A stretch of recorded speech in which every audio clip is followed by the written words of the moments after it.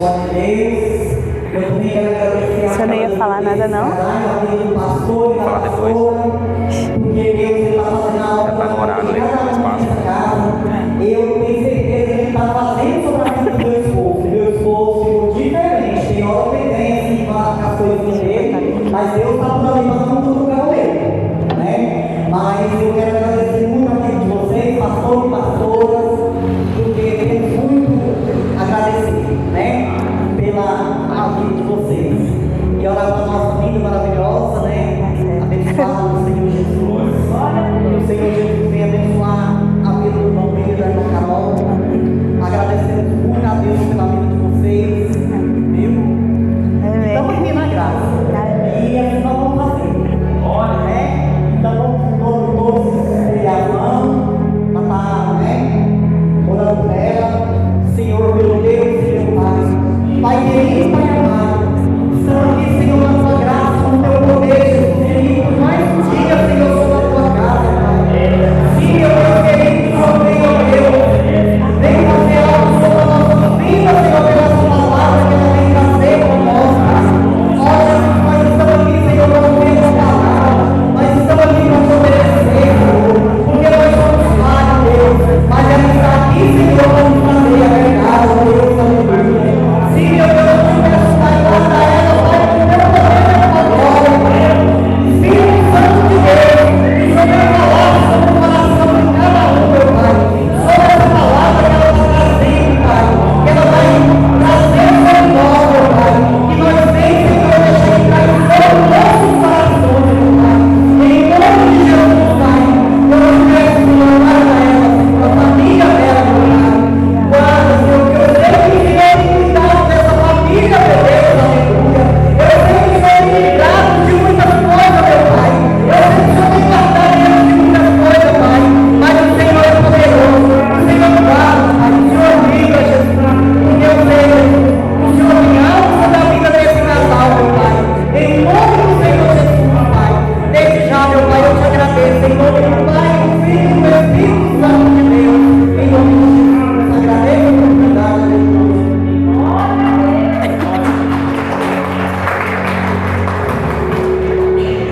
Glória a Deus. Eu cumprimento a igreja com a paz do Senhor. Hoje nós estamos na lição 12, né?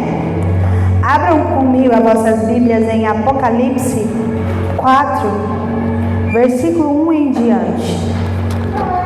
Apocalipse 4, do 1 em diante. Quero comunicar mais uma vez que hoje não haverá salinha, porque hoje eu estou ministrando, mas se Deus assim permitir, quinta-feira estamos novamente, tá?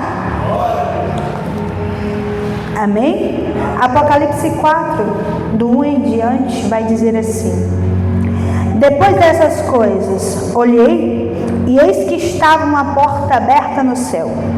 E a primeira voz, que como de trombeta ouvira falar comigo, disse: Sobe aqui e mostrar-te-ei as coisas que depois destas devem acontecer. E logo fui arrebatado em espírito, e eis que um trono estava posto no céu, e um assentado sobre o trono. E o que estava assentado era, na aparência, semelhante à pedra de jaspe e de sardônica, e o arco celeste estava ao redor do trono, e era semelhante à esmeralda. E ao redor do trono havia 24 tronos, e vi assentados sobre os tronos 24 anciões, vestidos de vestes brancas, e tinham sobre a cabeça coroas de ouro. E do trono saíam relâmpagos e trovões e vozes, e diante do trono ardiam 7 lâmpadas de fogo, as quais são os 7 Espíritos de Deus. E havia diante do trono um como um mar de vidro, semelhante ao cristal, e no meio do trono e ao redor do trono 4 animais cheios de olhos, por diante e por detrás. E o primeiro animal era semelhante a um leão, e o segundo animal semelhante a um bezerro. E tinha o terceiro animal, o rosto como de homem, e o quarto animal era semelhante a uma águia voando. Os 4 animais tinham, cada um, respectivamente, 6 asas, e ao redor e por dentro estavam cheios de olhos, e não descansam, nem de dia nem de noite, dizendo: Santo, Santo, Santo é o Senhor Deus, o Todo-Poderoso, que era, e que é, e que há de vir. E quando os animais davam glória e honra e ação de graça ao que estava assentado sobre o trono, ao que vive para todo sempre, os 24 anciões prostravam-se diante do que estava assentado sobre o trono, adoravam o que vive para todo sempre e lançavam as suas coroas diante do trono, dizendo: Digno és, Senhor, de receber glória e honra e poder, porque tu criaste todas as coisas, e por tua vontade são e foram criadas. Amém? Podemos assentar em nome de Jesus. Apocalipse capítulo 4, essa revelação já começa diferente. Porque se vocês prestarem atenção, nas revelações da igreja, das cartas, Jesus fala e João escreve. Olha só, as revelações da carta é diferente. Agora não. Agora João é convidado e levado até o céu, aonde o próprio Jesus diz para ele: vem, João, e ali já tem uma porta aberta e ele passa por essa porta e entra no céu. O céu que eu quero deixar aqui claro, não é o céu que a gente espera, né? Depois da morte, como se João tivesse morto. Não, João foi levado em espírito por Jesus para essa visão. E aqui vai dizer na apostila: depois de terminar as cartas aos anjos das 7 igrejas, João passa para uma nova parte da revelação. Os capítulos 4 e 5 mostram a glória de Deus, apresentando primeiro o Pai no seu trono e depois o Filho glorificado ao lado dele. A cena nesses 2 capítulos pode ser comparada especialmente com a de Daniel, em Daniel 7, versículo 9 e 14. Bom, aqui a gente já vê a diferença, né? No versículo 1 vai dizer: depois dessas coisas olhei. Segundo o que foi dito, a primeira revelação foi uma carta, dita pelo próprio Deus e escrita pelo João. Agora João participa ali, vamos dizer, de camarote, de como é o céu. E aqui não vai descrever quanto tempo depois da revelação da carta que Jesus convida João para essa nova visão. Mas me diz que essa segunda visão seria a continuação do que estava para acontecer. Vai dizer assim: depois dessas coisas olhei. Chegamos a uma transição na mensagem do Apocalipse. Jesus já ditou as suas cartas a cada uma das 7 igrejas. O resto do livro pertence a todas elas e, obviamente, serve para a instrução de outros discípulos em outros lugares e em outras épocas. Então vamos lá. Eu quero deixar esse ponto claro, que ele às vezes é um pouco confuso. As 7 cartas eram direcionadas para as 7 primeiras igrejas. Então a primeira visão, vamos dizer assim, de João, ela tinha destinatário próprio e servia para as 7 igrejas do Apocalipse. Hoje, no nosso cotidiano, nós vemos exemplos de erros que cometemos semelhantes à igreja do Apocalipse, do começo da fé, na verdade, né? As 7 primeiras igrejas. Nós vemos exemplos, mas Jesus já alertou João. Agora, essa visão que Jesus passa para João, ela não se refere apenas a um grupo de pessoas, ela está aberta a todos e serve para instrução e serve para outros discípulos de todos os lugares, de todas as épocas. Suponhamos que o livro de Apocalipse tenha sido escrito há 4.000 anos atrás. Então essa visão serviu para o povo que servia a Cristo há 4.000 anos atrás, serve para nós que estamos servindo ao Senhor hoje e vai servir continuamente pelos séculos dos séculos. Ela não tem prazo de validade.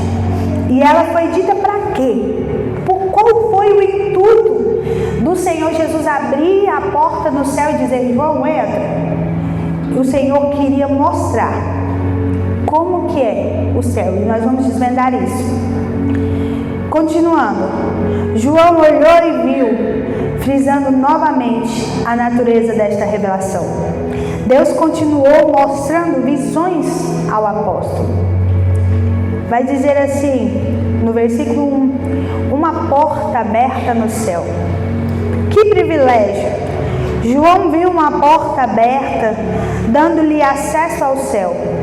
Aqui a ênfase não será no acesso ao céu em termos da salvação final e eterna dele, nem dos sentidos de entrar em comunhão com Deus, sentidos encontrados em trechos como João 1, 51, Atos 7, 55, 56, também Efésios 2:6 e Filipenses 3:20.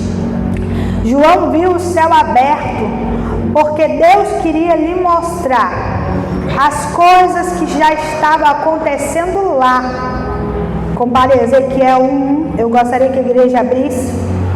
Jesus falou, transmitindo-lhe mensagens importantes para a igreja. Agora, João subirá ao céu nessas visões para buscar outras mensagens para os servos do Senhor na terra. Vamos abrir rapidinho? Ezequiel 1. Para que fique claro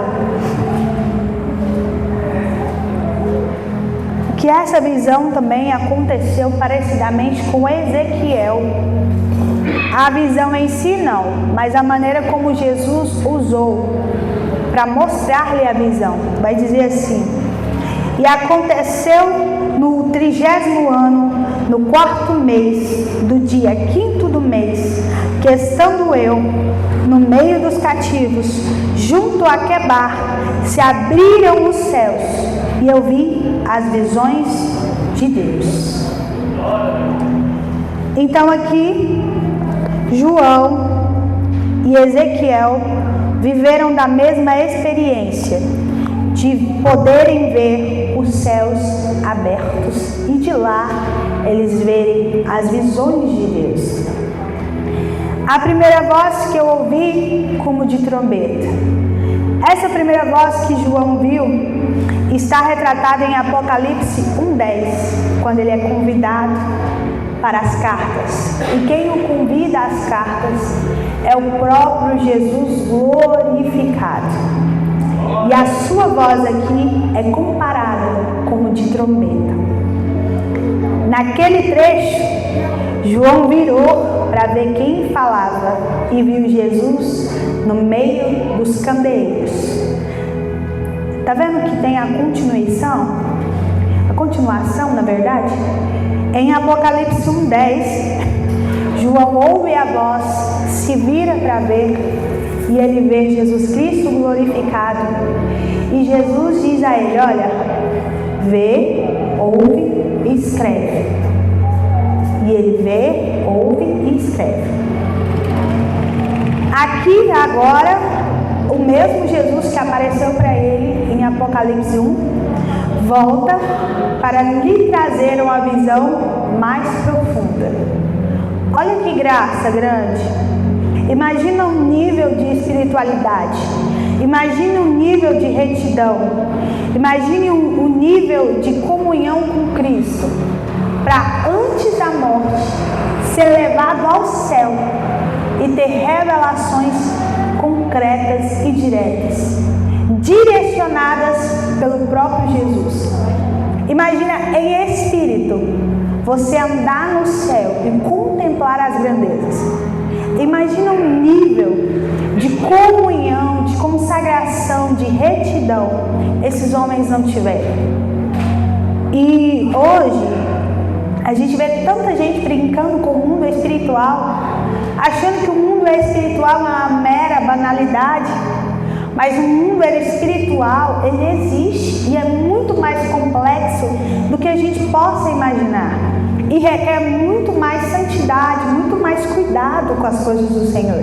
Deus não vai abrir os céus para qualquer um, mesmo após a morte, ou mesmo em vida. Deus não vai permitir qualquer um ver as grandezas espirituais.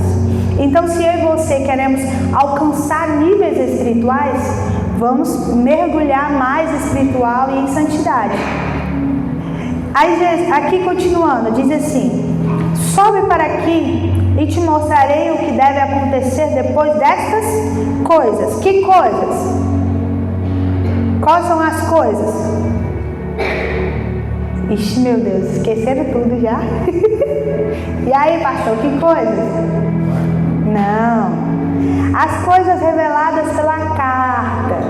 Aqui é a continuação da revelação da carta.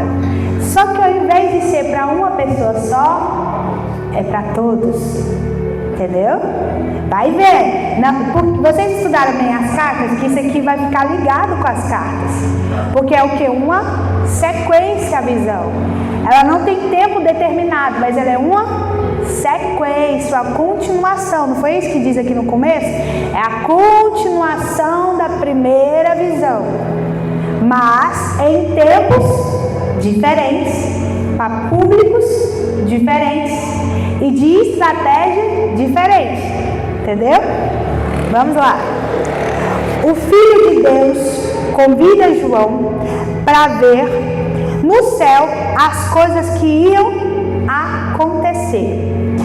Em Apocalipse 1:19, ele falou para João escrever o que ele viu, o que estava acontecendo naquele momento e o que ia acontecer depois. Tudo isso ainda está dentro dos limites do tempo de em breve e próximo. Veja comentários na segunda lição sobre limites do tempo. Eu acredito que falaram sobre isso, sobre um tempo, 2 tempos, 3 tempos e meio. Então aqui não tem tempo definido, mas tem o quê? Uma sequência, uma continuação.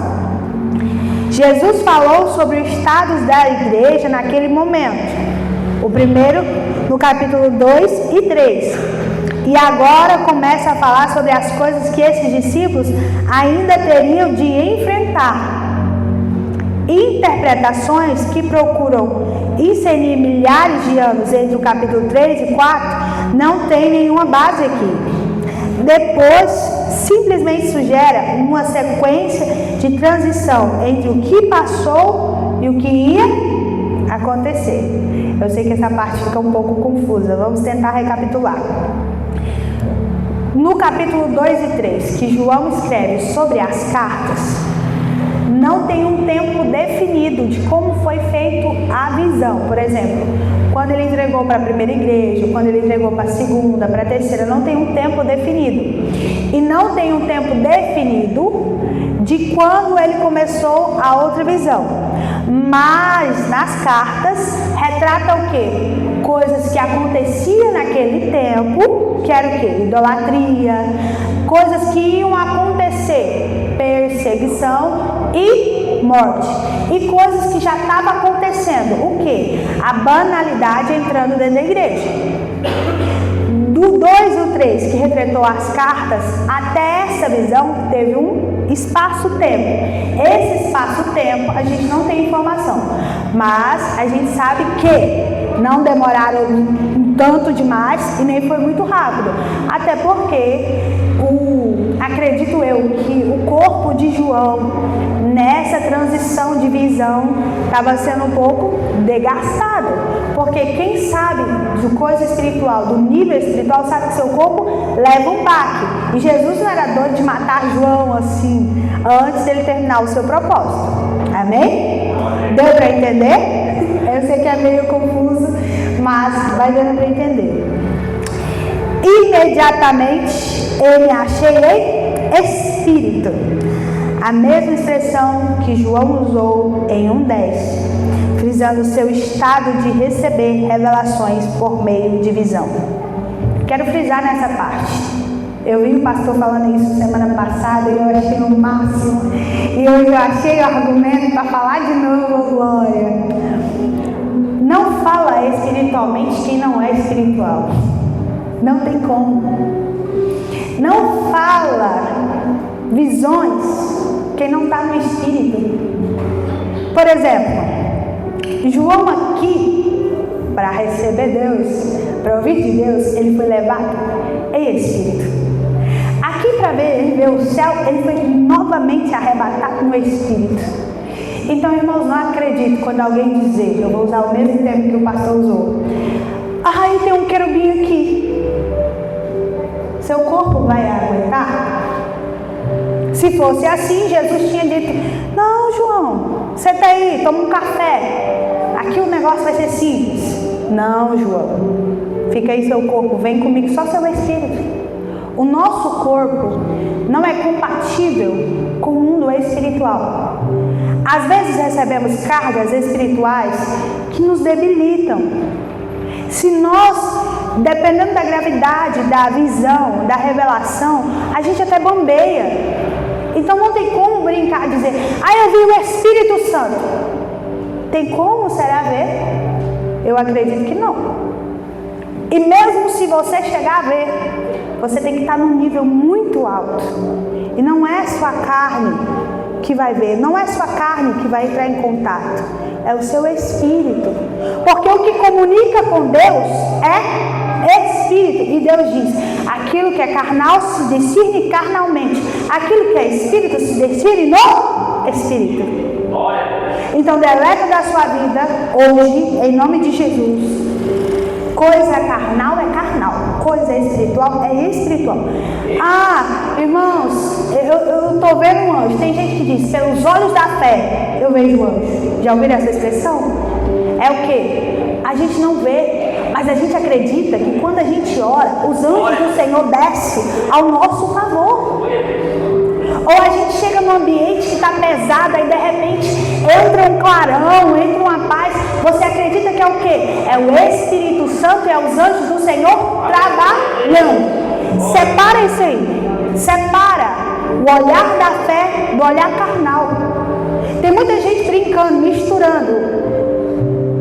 Separa.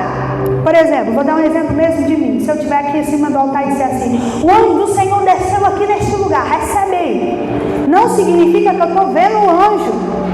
Significa que Deus falou, filha, vai descer, vai enviar, vai fazer isso. Ou eu enviei o reforço. É diferente. Mas o que está acontecendo? Em cima dos altares, estão dizendo assim, eu vi um anjo. Me segura. No dia que alguém vê um anjo de verdade, faz que nem Daniel, cai quase morto. E só revive por quê? Porque o anjo pega e põe de pé. Aqui em João, para João voltar, Deus pega ele com a sua destra, para ele voltar. Então não tem como o homem carnal inventar coisa espiritual. Amém? Eu tinha que abordar isso aí porque eu achei o máximo. Então, ficou diferente? Por exemplo, pelos olhos da fé eu acredito que o Espírito Santo desceu aqui. É diferente, você não está vendo, mas você tem fé que o Espírito Santo te ouviu e que ele vai ali. Agora eu ficar fingindo que viu o anjo, pelo amor de Deus, não acredita nisso. Amém? Porque no dia que você vê de verdade, se não tiver gente ali de verdade, ou o Espírito Santo de Deus, tu morre. Amém? Vamos lá. Eu precisava falar desse tema, que ele é meio abençoado, mas vai dar bom. Armado no céu um trono, e no trono alguém sentado. O trono no céu, muitos vizinhos dos cristãos na Ásia achavam que o trono principal no universo estivesse em Roma e que o imperador sentado nele fosse o Deus Supremo. Outros vizinhos adoravam outros diversos deuses e deusas. Mas João convida todos os seus leitores a enxergar, por meio desta visão, o trono no céu e o verdadeiro Deus sentado nele.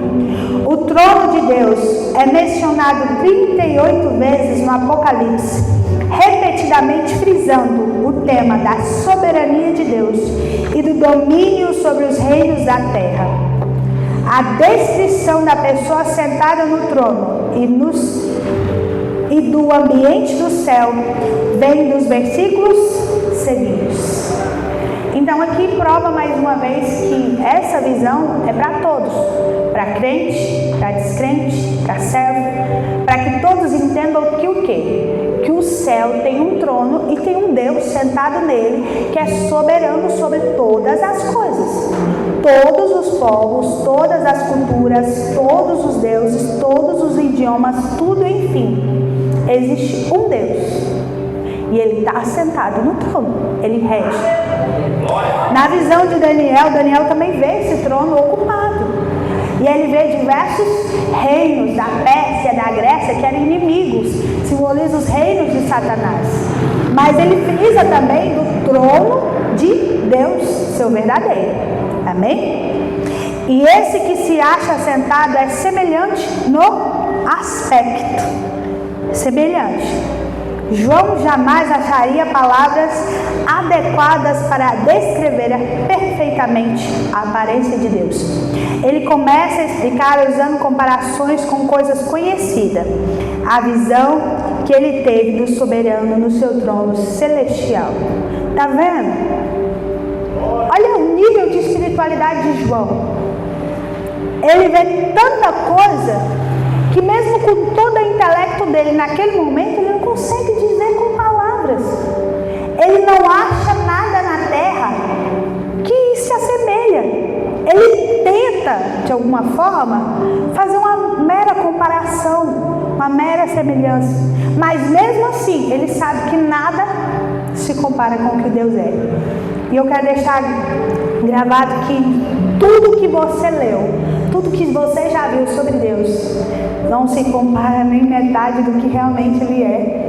Porque as nossas palavras, aquilo que conhecemos, não consegue descrever o quão perfeito, o quão grande, o quão bondoso e poderoso Ele é. Por isso, olha aqui a revelação, por isso que os anciões só falam santo, santo, santo, santo, santo. Porque não tem outra palavra que consiga descrever Deus perfeitamente. Não tem palavra. Por mais que eu escolha as mais belas palavras do dicionário, ainda vai ser muito baixo para o nível de Deus. Mas mesmo assim ele vai entender que nós vamos estar adorando Ele mesmo na nossa humildade. Amém? Pedra de jaspe de sardônio, arco-íris, semelhante à esmeralda. Duas pedras brilhantes refletem sua luz e produzem o efeito de um arco-íris ao redor do trono, como é o caso de muitas pedras preciosas. As cores de jaspe e sardônio não são únicas e absolutas. Alguns comentaristas sugerem jaspe grande, veja Apocalipse 21:11, que fala de jaspe cristalina, e sardônio vermelho, possível sardonyx. Alguns sugerem, respectivamente, a santidade e a justiça de Deus. O salmista disse que justiça e juízo, ou justiça e direito, são o fundamento do trono de Deus. Salmos 84:19 e Salmos 77:2. Outros sugerem que o jaspe fosse verde, a cor mais comum dessa pedra. Uma explicação que combina com a cor esmeralda do arco-íris. Independente das cores refletidas, certamente a luz da glória de Deus e o fogo do seu poder saem do seu trono. Em Isaías 60:1-2 e Daniel 7:9-10, Ezequiel 1:26-28 e 10:1 e Salmos 97, 2 e 3. Essa luz mostra seu poder para julgar e castigar. O arco-íris nos lembra também da benevolência de Deus, que faz aliança com as suas criaturas. Olha só o que tem ao redor do trono de Deus. Tem pedras brilhantes que refletem luz e produzem o efeito do que? Arco-íris. Eu fiquei pesquisando sobre as cores de sardônio e jaspe e elas têm muitas variedades. E eu cheguei a uma conclusão, criada por mim mesma, acredito que por Deus, inspirada. Vocês já viram quando um pingo d'água reflete um arco-íris? Ou quando as gotículas de água refletem um arco-íris? Eu acredito que essas pedras, elas são tão claras, tão cristalinas, que ao bater no fogo que está ao redor e na luz que vem de Deus, elas transmitem essa luz de arco-íris, do próprio brilho de Deus, não das pedras, do próprio brilho da glória de Deus em volta. E imagina ver isso, o fogo, o arco-íris, e aí você caça a água brilhando para formar esse fenômeno e você não vê, e de repente você percebe que é o brilho do próprio Deus que faz esse brilho todo ao redor. Eu imagino João assim, babando ao ver aquilo e trêmulo, que eu imagino o fogo de Deus, um fogo tão diferente desse fogo da terra, sabe, que a gente liga lá, aquela chama assim. Eu imagino o fogo de Deus, um fogo tão vivo, tão quente, tão brilhoso ao mesmo tempo, mas um fogo que não mata, um fogo que ilumina, que brilha, que aquece, que acalenta. Imagina esse fogo lindo ao redor do trono de Deus. Se eu fosse João, eu tinha caído ali babando e dizia, e só ficava assim. Eu não sabia para qual que eu olhava primeiro, se era só para Deus, ou se eu olhava para o fogo, se eu olhava para o brilho dele, eu ficaria perdida. Mas era mais ou menos isso que João queria refletir. E João deixa bem claro, não é a cor da pedra que importa, porque ela tem várias cores, mas o diferencial é a presença de Deus ali iluminando aquilo tudo, porque a Bíblia vai me dizer que o céu não tem luz, é a própria glória de Deus que vai brilhando assim, sabe, iluminando tudo. Olha, que lindo. Viaja comigo aí na maionese.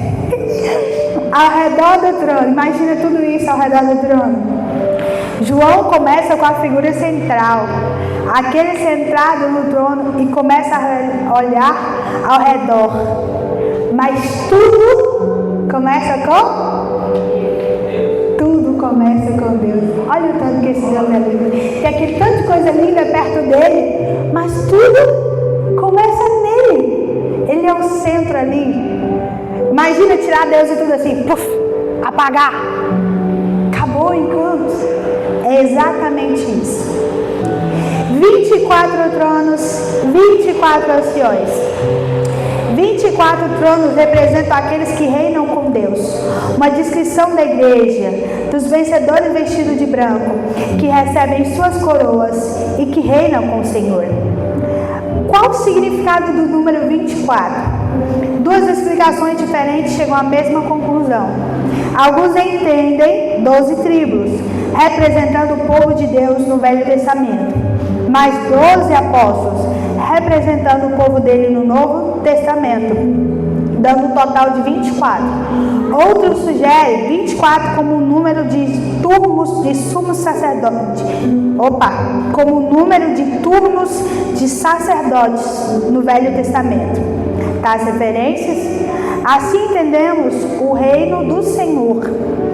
No final, essas duas explicações, interpretações do significado dos 24 anciões chegam ao mesmo entendimento prático. Representam o povo de Deus.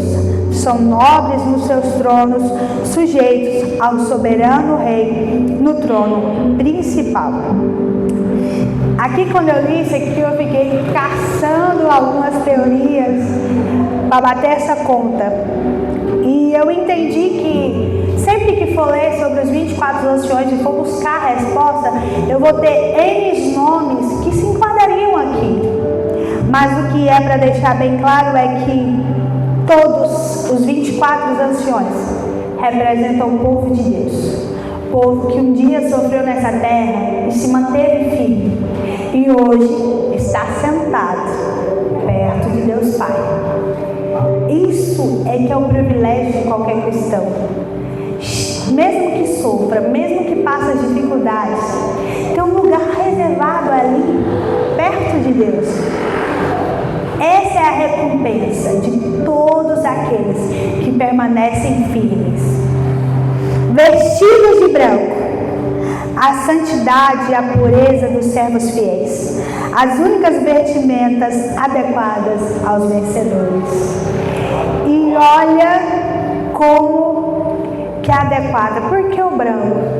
Porque o branco não aceita sujeira, o branco não aceita mancha, não aceita mácula. É puro, é limpo, é transformado. O branco reflete a alma, o corpo e o espírito em um só ali, transparente. Coroas de ouro. Coroa aqui vem da palavra grega Stéphanos, usada no Apocalipse para identificar as coroas dos vencedores. Está aqui as referências. Encontraremos uma outra palavra, diadema, usada tanto para falar dos falsos líderes, como para descrever o verdadeiro rei. Uma vez, Stéphanos se encontra na descrição dos inimigos de Deus, mas o próprio versículo sugere a falsidade da nobreza deles, havendo como que coroas parecendo de ouro. Apocalipse 9:7.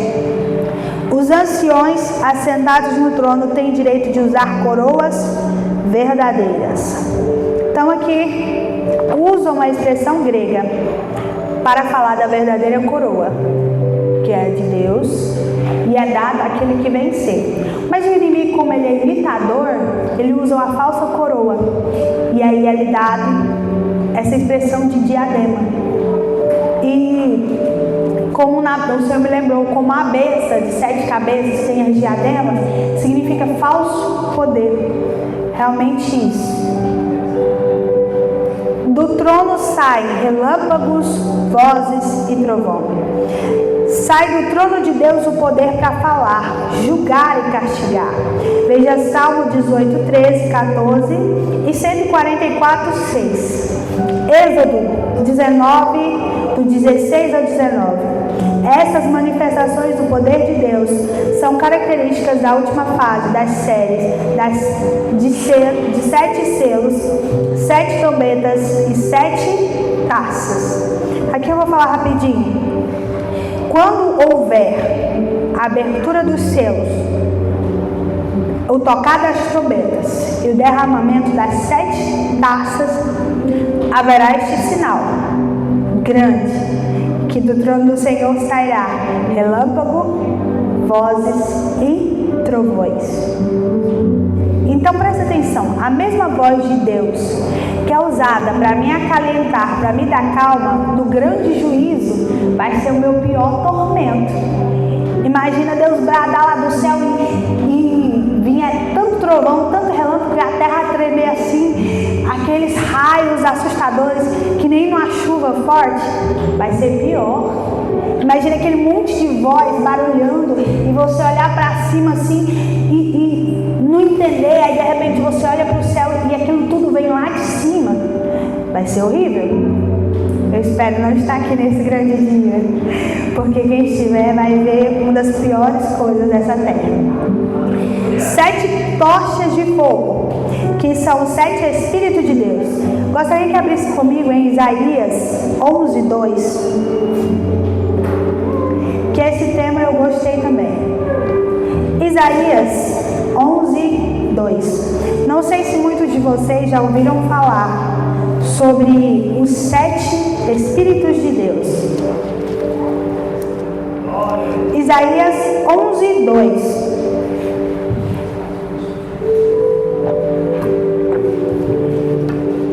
Guarda isso aqui, que isso aqui é muito importante. Às vezes alguém falar, os 7 é o Espírito de Deus. Você vai falar assim, está endemoniado. Deus não tem isso não. Mas existe sim, os 7 é o Espírito de Deus. Vai dizer aqui, e repousará sobre ele o Espírito Santo do Senhor e o Espírito da sabedoria e de inteligência, o Espírito de conselho e de fortaleza, o Espírito de conhecimento e de temor do Senhor. Esses são os 7 Espíritos de Deus. Quando você ouvir esse nome, você vai ver que existe. Tochas diante do trono são identificadas como os 7 Espíritos de Deus. O Espírito Santo, ele ilumina o homem e vai para onde Deus o envia. As 7 tochas mostram a onisciência e a onipresença de Deus. E os 7 Espíritos de Deus, eles são enviados a toda a terra. O mar de vidro, semelhante ao cristal. O Deus imortal habita em luz inacessível. 1 Timóteo 6,16. Separado dos outros por um mar de vidro. No Velho Testamento, os sacerdotes tinham de se lavar no mar de fundição antes de chegar perto de Deus com os seus sacrifícios. Segundo Crônicos 4:1. Assim, sugerindo a importância da santificação. Deus é santo, separado de suas criaturas, mas na imagem de comunhão perfeita com os vitoriosos, no final do livro, o mar já não existe. Então, para lá. No começo dessa revelação, existe o quê? O mar, separando. Porque o mar era o quê? Simbolizava o quê? A santificação. Mas no final, lá em Apocalipse 21:1, o mar não vai estar mais ao meio. Por quê? Não haverá mais essa separação. Teremos o quê? Livre acesso. 4 seres viventes cheios de olhos. Veremos melhor as características dos 4 seres viventes no versículo 7 e 8. Aqui observamos o fato de estarem cheios de olhos, novamente enfatizando a capacidade de ver tudo. Ao redor de Deus estão servos capazes de ver tudo o que acontece. Nada escapa ao conhecimento soberano do soberano Deus. Os 4 seres viventes nos lembram de outras passagens que descrevem a presença de Deus glorioso. As visões de Ezequiel são especialmente relevantes, pois falam de 4 seres viventes, com 4 rostos diferentes. Rosto que corresponde a 4 criaturas vistas aqui. Ezequiel 1:5-14. Ele chama os seres viventes de querubins. Ezequiel 10, do 9 ao 17. E mostra o papel deles em defender e levar o trono de Deus conforme a vontade do soberano. Entendendo que os seres viventes são os querubins, lembramos também dos querubins que ficavam acima da Arca da Aliança.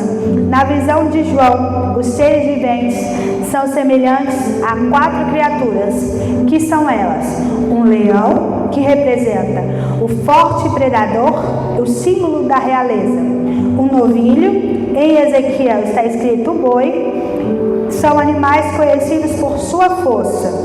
Homem, a figura do homem acrescenta uma outra característica, juntando a força e inteligência.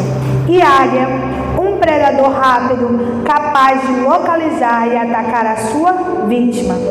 Eu quero só respaldar algo aqui que eu achei interessante. Não sei se os irmãos já viram no Instagram uma imagem que fizeram dos querubins, dos serafins, dos ofanins em IA. E uma dessas imagens, acredito eu, que a pessoa que leu tentou descrever esses 4 seres, só que houve um erro. Ele colocou em um só corpo as 4 cabeças, de leão, de novilho, homem e águia. E aqui nós entendemos o quê? Que são 4 seres separados. O leão é um, o novilho é outro, o homem é outro e o águia é outro.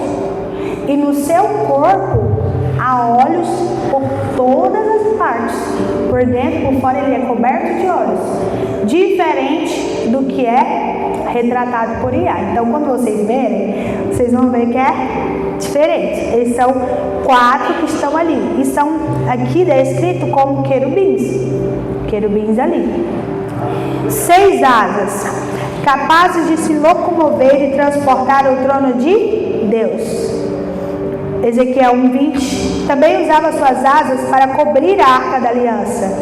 Quem viu a imagem dos querubins na arca, né? Com as asas abertas. Os serafins de Isaías 6:2, como os 4 seres viventes do Apocalipse, tinham 6 asas, enquanto os querubins de Ezequiel tinham 4. Devemos evitar a tendência de forçar os textos para achar alguma igualdade perfeita nos símbolos destas visões proféticas. Isso quer dizer, independente, vamos continuar, de pequenas diferenças, todas mostram servos de alta posição servindo a Deus, fazendo tudo o que Ele manda. Então significa o quê? Que cada visão é diferente, e talvez o detalhe de um não vai bater com o detalhe de outro, mas ambas as visões são verdadeiras. Estão cheios de olhos, como as rodas que acompanham os querubins de Ezequiel. Estes seres estavam cheios de olhos e capazes de ver em todas as direções. Não têm descanso, servem e adoram a Deus em todo momento. Deus descansou no 7º dia de seu trabalho da criação, mas continuou agindo para manter o universo que ele domina. Os judeus descansavam no sábado de seus trabalhos, mas se dedicavam naquele dia ao serviço de Deus. Nós aguardamos o descanso eterno no céu, Hebreus 4:1, mas entendemos que servimos e adoraremos a Deus eternamente. Não nos surpreende então achar esses seres viventes servindo constantemente sem descansar. Aqui eu quero frisar que muita gente fala assim: morre que descansa. Quando você morrer, você só vai descansar dos problemas da terra. Quando você for para o céu, você não vai ficar dormindo na sua casa de ouro, não. Você vai ficar o tempo todo adorando e servindo a Deus. Amém? Santo, santo, santo é o Senhor Deus. Esta expressão de louvor se encontra somente aqui em Isaías 6:3. A mesma palavra repetida 3 vezes dá grande ênfase, especialmente no hebraico, Velho Testamento. Ele está acima e separado de todas as suas criaturas. Então essa é a repetição que só é citada na Bíblia 2 vezes, dessa forma. O Todo-Poderoso. Deus recebe louvor, também como onipotente.